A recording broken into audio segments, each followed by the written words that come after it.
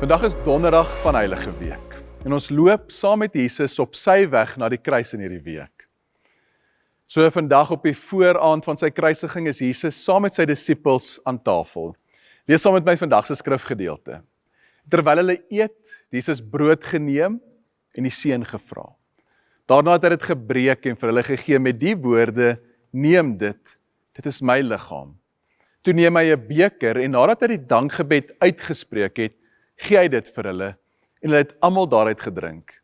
En hy sê vir hulle: "Dit is my bloed, die bloed waardeur die verbond beseël word en wat vir baie mense vergiet word. En dit verseker ek julle, ek sal nie weer wyn drink tot op daardie dag wanneer ek die nuwe wyn in die koninkryk van God sal drink." Nou daar is iets besonders aan 'n tafel. En dit is meer as net 'n plek waar mense eet. Dit is 'n plek van nabyheid, van gesprekke, van raak sien, maar dikwels ook van waarheid. Om saam met iemand aan 'n tafel te sit is om te sê: jy hoort hier, jy's welkom, jy's ingenooi. En tog is dit by hierdie tafel iets wat ons baie aangrypend sien, dat Jesus sit nie net saam met sy beste, mees toegewyde volgelinge nie. Hy sit saam met mense wat hom binnekort sou verlaat.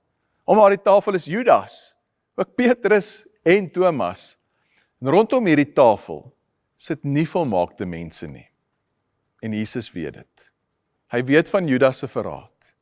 Hy weet van Petrus se verloning.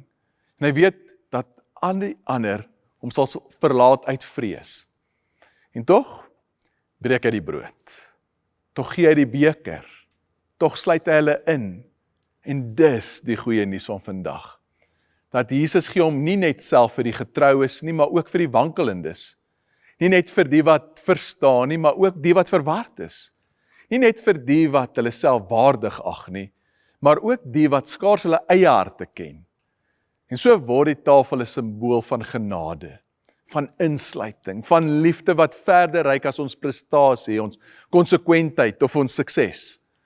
En miskien is dit wat ons vandag moet hoor, dat God trek ook die stoel uit vir jou, ten spyte van jou twyfel, ten spyte van jou halfhartigheid, ten spyte van dit waaroor jy skaam is, ten spyte van die maniere wat jy weggedraai het, stil gebly het, of nie getrou was aan liefde nie. Want by hierdie tafel sê Jesus: kom sit, kom met jou ware self, kom met jou vrees, jou vrae, jou wonde, jou verdeeldheid, kom ontvang weer wat jy nie vir jouself kan gee nie. En ek wonder, waarvan word jy bewus in jou hart? As jy hoor, daar is ook plek in die tafel vir jou. So wanneer jy bid vandag, sal jy met die Here eerlik wees oor wat jou laat huiwer om nader te kom. En hoe reageer jy op sy uitnodiging wat ook na jou toe kom? Kom ons bid saam. Here Jesus, dankie dat U ons nooit wegstuur nie, maar inteendeel dat U ons bly opsoek, om ons te oortuig van U liefde en van U genade.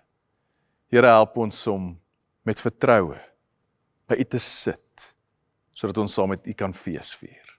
Amen.